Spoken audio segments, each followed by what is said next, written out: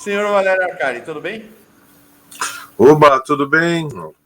Tudo bom, tudo bom. Cá A gente se estamos. encontrou na Avenida Paulista para festejar, não foi? É verdade, é verdade. Quero. Pessoalmente, né? Pessoalmente foi ótimo, muito bom. Agora precisamos cumprir nosso compromisso de um jantar. Queria uma avaliação tua aí. Acho que até menos do resultado eleitoral, mas claro, estou aberto a te ouvir sobre o resultado eleitoral, mas sobre esse, né, momento que a gente está vivendo com, né, a história do bloqueio das estradas, o pronunciamento do Bolsonaro ontem e como é que vai indo a transição para o novo governo.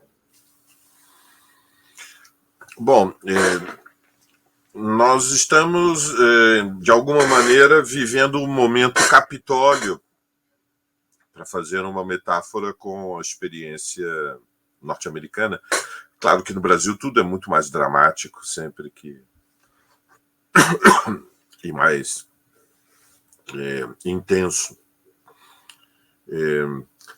Nós assistimos a uma insurgência. São centenas de bloqueios ao longo dos últimos 2 dias e meio, digamos. Portanto, há um levante de caminhoneiros, que é uma manifestação organizada, tem um centro, tem um núcleo dirigente, e há após a declaração do Bolsonaro, há um flerte com um projeto golpista, ou seja, há uma manifestação de protesto contra a derrota eleitoral do Bolsonaro, que deixa implícita a denúncia da ilegitimidade da eleição. Uhum. O discurso do Bolsonaro de ontem é um discurso com duplicidade, ou seja, tem um pé na legalidade, tem um pé fora da legalidade. A interpretação que prevaleceu na mídia liberal, como dizem os jovens, passa pano para o Bolsonaro. Uhum. Isso significa que infantiliza o discurso do Bolsonaro. O discurso do Bolsonaro é um discurso perigoso. Ele se dirige à sua base social, reconhece a legitimidade do movimento, mas o Bolsonaro ele não atua só na legalidade. Porque ontem, ao mesmo tempo que o Jair Bolsonaro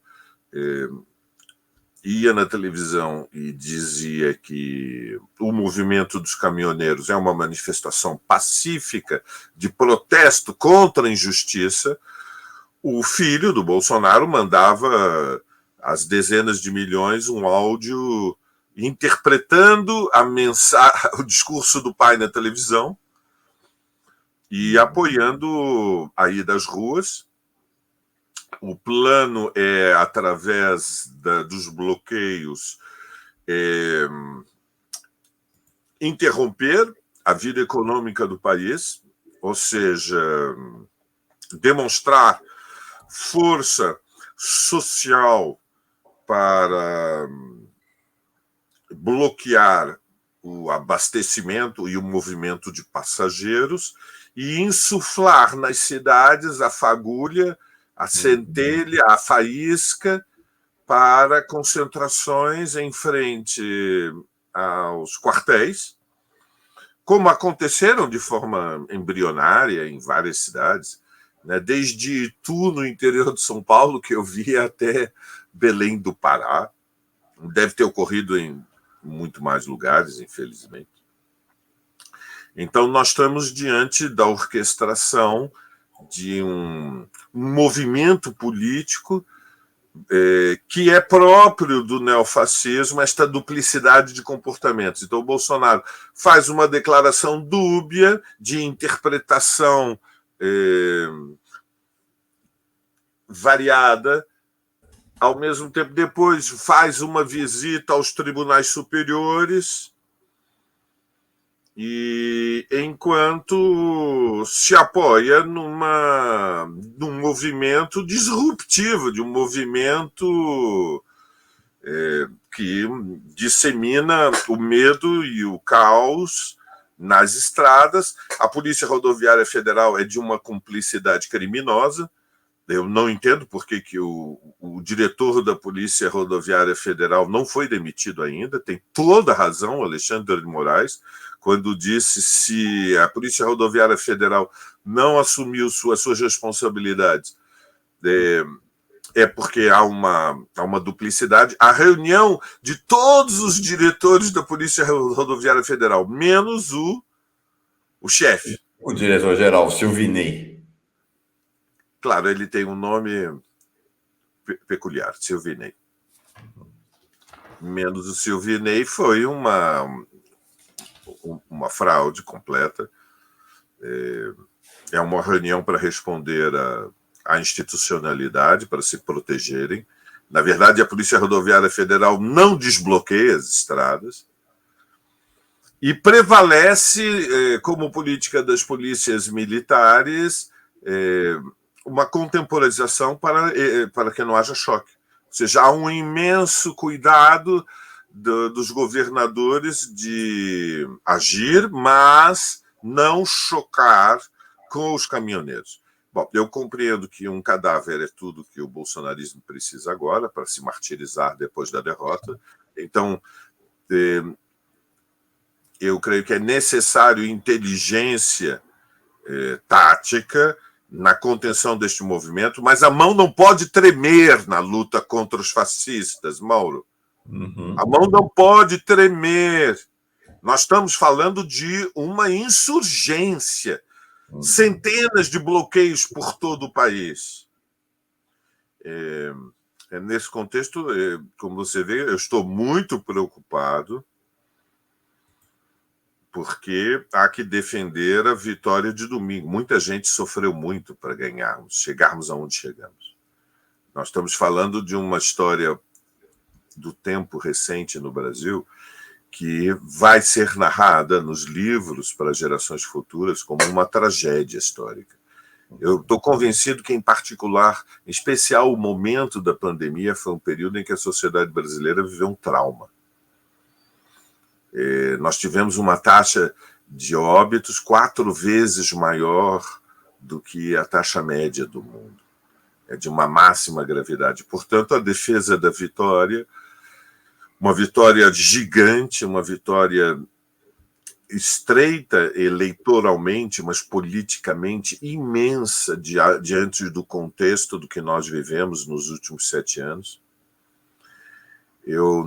Você sabe que eu tive que fazer várias entrevistas durante o domingo, então, no momento da virada, eu estava terminando uma entrevista com uma rádio da Espanha, estava no Sindicato da Previdência, os previdenciários aqui em São Paulo, um dos sindicatos mais importantes da função pública, ali na Liberdade. A Su estava no auditório, havia um telão projetando as imagens, havia uns 300 militantes do PSOL, muitos jovens, muitos estavam tomando cerveja, comendo uma linguiça, umas salsichas. E aí eu estava numa sala lá em cima para me proteger do barulho e poder fazer a conexão com o exterior. E quando eu desço, é o momento da virada, aquele momento mágico. E eu não consegui. Chorei como uma criança, não consegui me conter, Mauro. Soluçava. Soluçava. Eu tirei um peso dos ombros. Eu não sei como foi o teu momento, o meu momento foi muito intenso. Bom, e depois juntaram 300 jovens e tudo militante, são lutadores sociais, né? Cantando o sucesso do Madeirada. Do Madeirada. A música do Madeirada virou o hino da hora da virada. O Já Vai Embora é um sucesso. Você sabe que é a música mais ouvida no Spotify no Brasil, né? É? É a mais ouvida no Spotify no Brasil. Incrível. Incrível. Não, o Madeirada, para construir hinos políticos, É sensacional. Não, foi um momento mágico. Depois, já na sequência, fui para a redação do Brasil de Fato, fazer outra entrevista. Mas, voltando ao foco, eu penso que nós estamos vivendo 48 horas muito intensas. Há um relativo perigo. Evidentemente, não há nenhuma perspectiva de um golpe, de uma quartelada, de uma insurreição militar contra a proclamação dos resultados pelo Tribunal Superior Eleitoral. Não é disso que se trata. Se trata da orquestração de um movimento de protesto que obedece, entretanto, a objetivos obscuros. No fundo, o que está aqui em discussão é um pouco o destino do Bolsonaro. Vocês já conversavam antes sobre isso, eu ouvi a conversa com o Paulo Pimenta.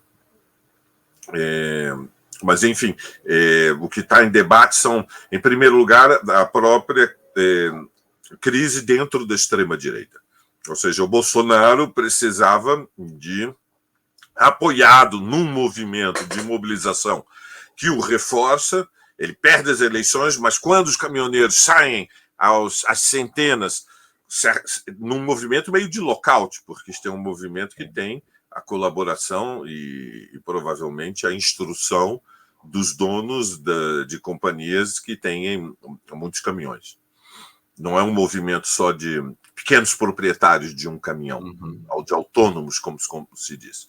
Mas apoiado neste movimento, ele esteve nas primeiras 48 horas discutindo o seu destino. Ele precisa de garantias de que o bloco político, a coalizão de extrema-direita, dentro da qual a tendência bolsonarista é uma corrente, manterá a unidade na defesa do lugar do capitão na próxima etapa política. Portanto, estamos falando do perigo das investigações e, eventualmente, condenações que ele terá quando perder a blindagem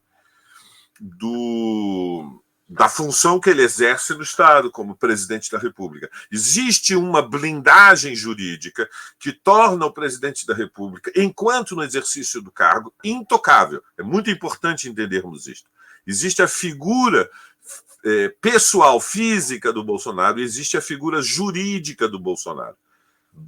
Eu quero explicitar isso para os nossos amigos que seguem o Fórum Café.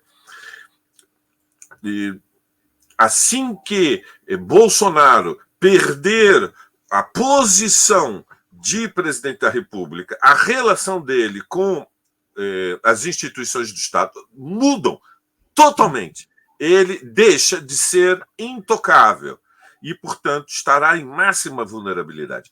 Muito bem.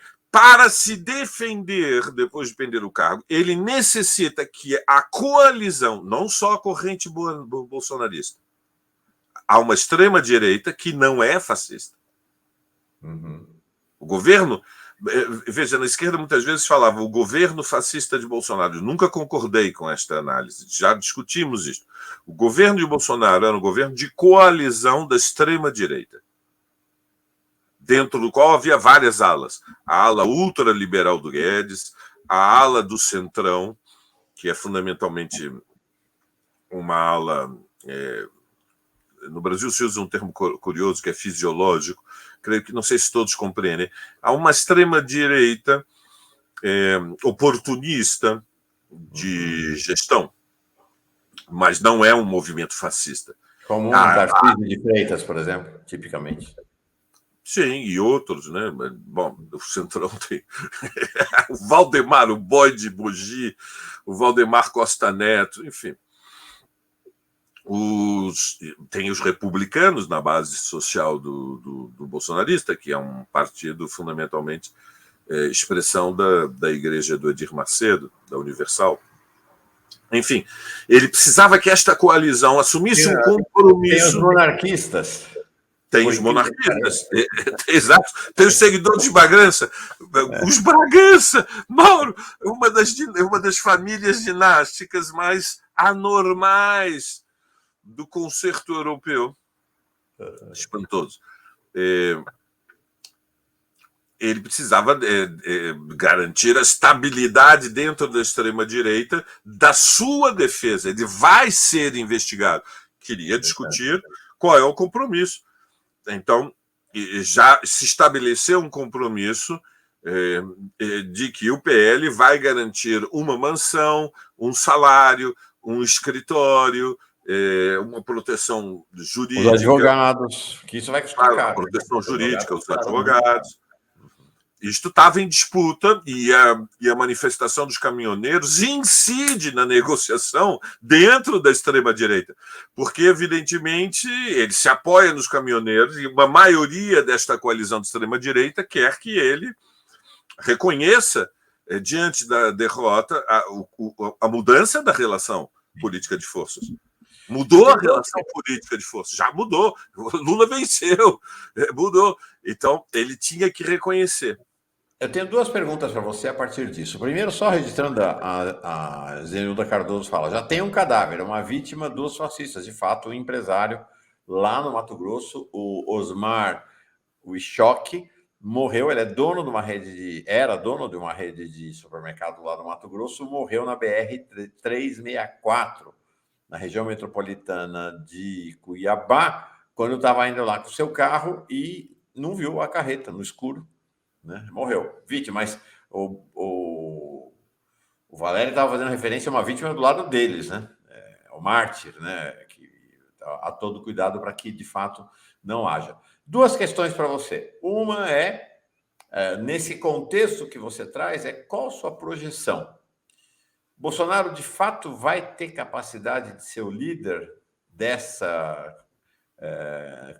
coalizão de extrema-direita? Será ele o grande líder da oposição de extrema-direita ao governo Lula? Ou você acha que a tendência é de definhar a liderança grande? E a gente tem o olhar sempre lá para os Estados Unidos, né? É uma equivalência interessante aí, né? Como é que você prevê? A hipótese mais provável é que o Bolsonaro, se não for preso, ocupará o lugar da principal liderança contra o governo Lula. Eu não estou entre os que subestimam o Bolsonaro, considero que este debate já passou a prova no laboratório da história. Veja, eu não tenho matrimônio indissolúvel com as ideias e com os meus textos. Isto é muito comum no Brasil, mas não é o meu caso. Eu não tenho uma relação monogâmica com a minha vaidade. Quando a vida mostra que uma hipótese estava errada, eu abandono essa ideia. Eu gosto da luta das ideias. As ideias devem lutar umas contra as outras. Dentro da esquerda, eu não gosto da luta entre as pessoas. Gosto da luta das ideias. Deixar as ideias lutarem. A minha opinião é que o bolsonarismo foi subestimado. Concordo. Em alguns momentos, dramaticamente, o que revelava uma incompreensão do que é a sociedade brasileira e das dificuldades que nós temos para transformá-la e, portanto, da necessidade de muita força social, de muita mobilização, de muita disposição de luta para transformá-la, senão não conseguiremos. Há muitas forças de inércia reacionária na sociedade brasileira. É uma sociedade, ao mesmo tempo, fascinante e assustadora no Brasil. Há uma esquerda que é um pouco ingênua e infantil e só vê o elemento fascinante na sociedade brasileira. Eu vejo o elemento fascinante e vejo o elemento assustador. Sim. E nesse contexto, a liderança do Bolsonaro, ela é muito difícil de ser substituída, Mauro. É uma liderança muito... Valério, nós tivemos duas surpresas, vamos combinar. Que, em geral, a esquerda esperava no primeiro turno, se não a vitória no primeiro turno, no mínimo uma diferença do dobro ou triplo dos 6 milhões. E no segundo turno, outra surpresa, né? Que não era surpresa, mas é o seguinte, todo mundo esperava 4, 6 milhões de diferença, mais do que eu sei, porque os 6 milhões foi no primeiro turno, era mais, 8 milhões, 10 milhões de diferença. Tivemos 2 milhões. Né? Então, nós nos encontramos... Nós nos encontramos na Paulista, no sábado. Eu te dei um abraço e você me perguntou qual é o teu palpite. Eu disse: vamos ganhar, e vai ser muito pequena a diferença. Muito pequena. Claro, pequena. Não é porque eu não tenho não sou oráculo de nada, não tenho intuições, não recebo entidades. Digamos, era um cálculo de probabilidades, eu acredito em projeções de probabilidades. Nesse Mas, sentido, de fato, o grosso, uma boa parte da esquerda foi surpreendida 2 vezes por conta que me parece ser um vício, uma doença, uma adicção da esquerda brasileira desde 2018, que é a subestimação de Bolsonaro. Né? Claro, exatamente. A maior parte da esquerda ficava até zangada quando nós dizíamos: cuidado, não é assim, eles são mais fortes, atenção, olhem bem. Porque é o facilismo. O nome desta dicção chama-se facilismo. Facilismo é um erro daquilo que nós podemos chamar arquitetura do método. Nós temos que utilizar o método para olhar a realidade, na qual nós nos despimos o máximo possível das nossas preferências, dos nossos desejos, das nossas inclinações. É necessário a mente fria. A mente tem que ter uma frieza glacial, ela tem que ter a capacidade de olhar os dados da realidade e a informação da realidade com uma curiosidade insaciável, mesmo quando essa informação nos perturba. Então, é muito fácil nós virarmos para o lado quando a informação nos desagrada. Mas veja, do ponto de vista da análise, é necessária a frieza de um cirurgião. É necessário o rigor do método para não nos enganarmos a nós mesmos. É só uma apreciação correta da realidade que permite fazer as escolhas táticas do que fazer de forma justa, errar menos. O Humberto Então, Eco... a eleição foi muito estreita, porém, agora há um outro perigo. Como foi uma diferença muito pequena, e do primeiro para o segundo turno, o Bolsonaro ganhou 7 milhões de votos e o Lula ganhou menos da metade de 7 milhões de votos, há um perigo outro, que é diminuir o significado gigante da vitória política. Porque, veja, nós só entendemos o impacto da vitória, e é por isso que ela é gigante, porque ela tem um impacto monumental se nós consideramos 2 elementos, o antes e o depois. É necessário esta equação. Antes, temos que fazer a análise da realidade sempre em níveis diferentes de abstração. Temos a relação social de forças, que veio desde 2015, 2016. Botaram com a Lava Jato 5, 6 milhões de pessoas nas ruas, com a agitação da mídia comercial liberal, são ladrões, é a esquerda, as estatais estão construindo o Porto de Mariel em Cuba, enfim, o impeachment da Dilma, depois vem o Temer, reforma trabalhista, lei do teto dos gastos, aí surge a candidatura do Bolsonaro 2002. Nós temos que ter, num nível elevado, estudar a relação social de forças. A burguesia se unificou para derrubar Dilma, deu apoio ao Temer, iniciou o programa da Ponte para o Futuro, que é um ajuste liberal que tenta reposicionar o Brasil no mundo com redução dos custos para ter maior competitividade, né, da atração de investimentos internacionais, ser um centro, o Brasil, de investimentos internacionais que durante os últimos 25 anos se dirigiam para a China. Não, é um projeto que se apoia numa percepção da história, ou seja, antes da China, o Brasil era realmente o destino mais importante do investimento externo das economias do centro capitalista internacional. Então, existiu muita unidade burguesa em torno da operação do Temer com Eduardo Cunha para derrubar a Dilma criminalizar a direção do PT, colocar o Lula na prisão e impedi-lo de ser candidato em 2018. Então, nós temos, no balanço, ter esta perspectiva histórica. Nesse contexto, houve uma inflexão com a pandemia, porque uma fração do PIB se dividiu, a unidade que fazia a aposta no governo Bolsonaro, né, colocando a mão no nariz, mas fazia a aposta de que, quem sabe, o Bolsonaro conseguia terminar o trabalho, o Guedes articulava privatizações, reforma da Previdência.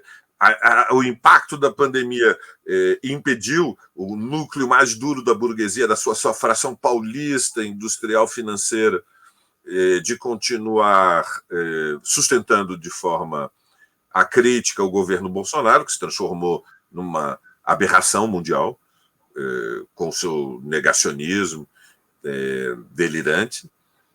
Então, este é um elemento da análise. O outro é a relação política de forças entre as classes, que é a avaliação dos últimos 6 meses. Aí nós temos que dizer as coisas como são. Ao longo dos últimos 6 meses, contiveram a pressão inflacionária, diminuiu o desemprego, e o governo fez uma operação de emergência, criando uma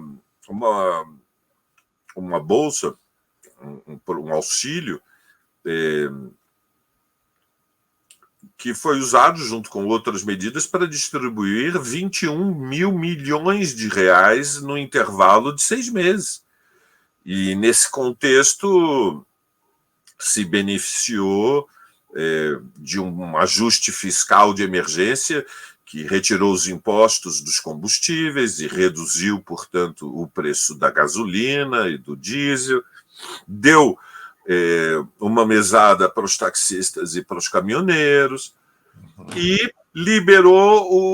teve o liberou geral, quer dizer, o assédio capitalista dos patrões contra os trabalhadores dentro das empresas, a campanha delirante nas redes sociais, especialmente nas listas do Telegram, os banheiros unissex, que foi a mamadeira de piroca deste ano, a história dos banheiros unissex. Também vão fechar os templos e perseguir os pastores, mas, essencialmente, o envenenamento ideológico, defesa da propriedade privada, defesa do direito de ser patrão. E é nesse contexto que nós temos que fazer a avaliação da vitória. A vitória foi contra forças muito poderosas e, por isso, teve um impacto. E vemos, já na noite do domingo, uma explosão de alegria popular, concentrações por todo o Brasil, na escala, quando somamos o que foram as celebrações, comemorações, nós estamos falando de alguns milhões que saíram às ruas. Algo muito intenso, ou seja, quem chegou na Paulista de metrô viu os vagões lotados de jovens da classe trabalhadora, das camadas populares, numa verdadeira mobilização político-social, eu diria quase um deslocamento das placas tectônicas, veja, porque os acontecimentos incidem na consciência. Então, a consciência, no domingo à noite, era completamente diferente do que prevaleceu no segundo turno, que, por sua vez, já era melhor do que aquela que prevaleceu no primeiro turno, que, por sua vez, já era melhor do que aquela que existia antes da campanha eleitoral começar a sair das ruas. Há uma escalada, se quisermos, há um ascenso da mobilização juvenil, operária e popular que culmina no domingo à noite com um terremoto, um deslocamento das placas tectônicas. Houve uma mistura, é o processo brasileiro, uma mistura de diretas com carnaval, com fora Collor, com greve geral. Houve uma explosão social pelo Brasil afora, foi em Belém, foi em Fortaleza, foi na Cinelândia e, claro, assumiu a forma grandiosa da Paulista domingo à noite, que eu acho que é aqueles que lá estiveram guardarão a memória para as suas vidas daquele momento. Verdade. Valério Arcari, muito obrigado. Muito obrigado. Boa caminhada para você esses dias aí. Tamo junto. Me mande notícias de como vai ser sua jornada esses dias. Semana que vem espero estar com você de volta aqui. Muito bem. Deixa eu te falar, a minha operação da próstata teve que ser adiada porque a Mil não aprovou ainda a liberação. Então, estou na ativa, só para te alertar. Deve ser remarcada talvez no final da semana que vem, no início da outra, depois do 13 de novembro. A gente marca, então, uma vinda sua aqui para avaliar a transição semana que vem. Que bom. E é isso. E vencemos, Mauro, e não vão ser os caminhoneiros e a duplicidade do Bolsonaro que vão diminuir a nossa alegria. Preocupados, mas alegres. Vencemos. E a vitórias a gente as agarra com toda a força. Não vão nos roubar a nossa vitória. Não vão, nem nossa alegria, nunca. Se não roubaram durante o governo Bolsonaro, não vai ser agora. Vamos em frente. Obrigado, Valério. Um abração. Aquele abraço.